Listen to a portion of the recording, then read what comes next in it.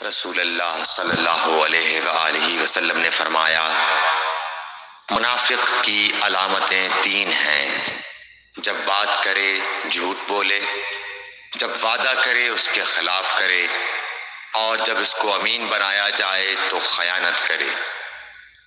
صحیح بخاری حدیث نمبر 33۔ رسول اللہ صلی اللہ علیہ وسلم نے فرمایا کہ 4 عادتیں جس کسی میں ہوں تو وہ خالص منافق ہے، اور جس کسی میں ان 4 میں سے ایک عادت ہو تو وہ بھی نفاق ہی ہے جب تک اسے نہ چھوڑ دے۔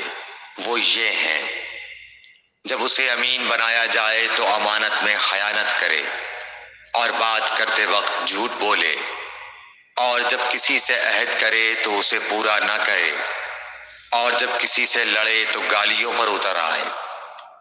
صحیح بخاری حدیث نمبر 34۔ رسول اللہ صلی اللہ علیہ وسلم نے فرمایا، جو شخص شب قدر ایمان کے ساتھ محض ثواب آخرت کے لیے ذکر و عبادت میں گزارے، اس کے گزشتہ گناہ بخش دیے جاتے ہیں۔ صحیح بخاری حدیث نمبر 35۔ رسول اللہ صلی اللہ علیہ وسلم نے فرمایا، جو شخص اللہ کی راہ میں جہاد کے لیے نکلا، اللہ اس کا ضامن ہو گیا۔ اللہ تعالیٰ فرماتا ہے، اس کو میری ذات پر یقین اور میرے پیغمبروں کی تصدیق نے اس سرفروشی کے لیے گھر سے نکالا ہے۔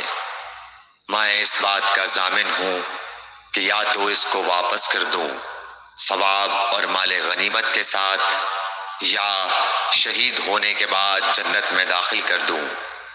رسول اللہ صلی اللہ علیہ وسلم نے فرمایا، اور اگر میں اپنی امت پر اس کام کو دشوار نہ سمجھتا تو لشکر کا ساتھ نہ چھوڑتا، اور میری خواہش ہے کہ اللہ کی راہ میں مارا جاؤں، پھر زندہ کیا جاؤں، پھر مارا جاؤں، پھر زندہ کیا جاؤں، پھر مارا جاؤں۔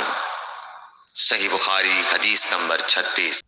حضرت صلی اللہ علیہ وسلم نے فرمایا، جو کوئی رمضان میں راتوں کو ایمان رکھ کر اور ثواب کے لیے عبادت کرے، اس کے اگلے گناہ بخش دیے جاتے ہیں۔